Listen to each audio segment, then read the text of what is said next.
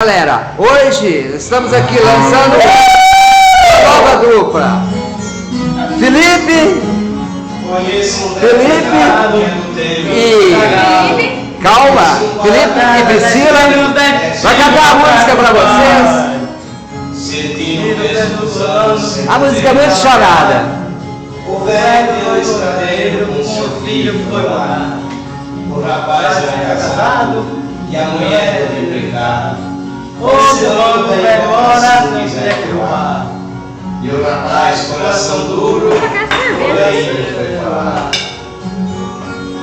Para o Senhor se mudar, meu pai, eu vim lhe pedir. Hoje aqui na minha casa, o Senhor tem que sair. Leve esse couro de boi que eu acabei de curtir, pra lhe servir de coberta aonde o Senhor dormir.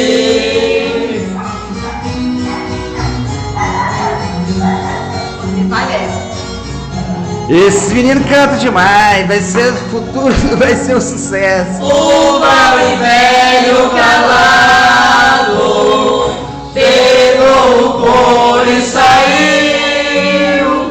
Seu neto de 8 anos que aquela cena assistiu, correu atrás do avô.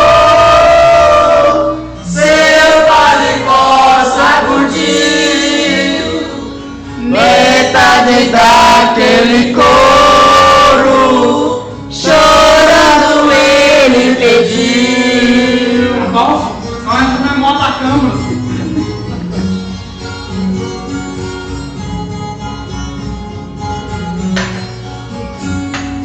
O pobre velho calado bate o velho chorando, bate o couro no meio e pro netinho foi dando. O servidor chegou em casa, seu pai lhe perguntando: pra que você quer esse couro que seu avô tá levando?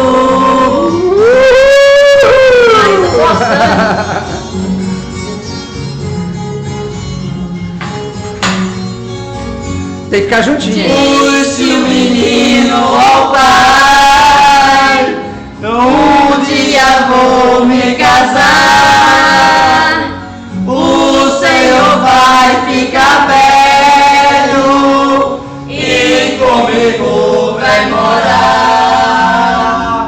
Pode ser que aconteça de nós não se combinar.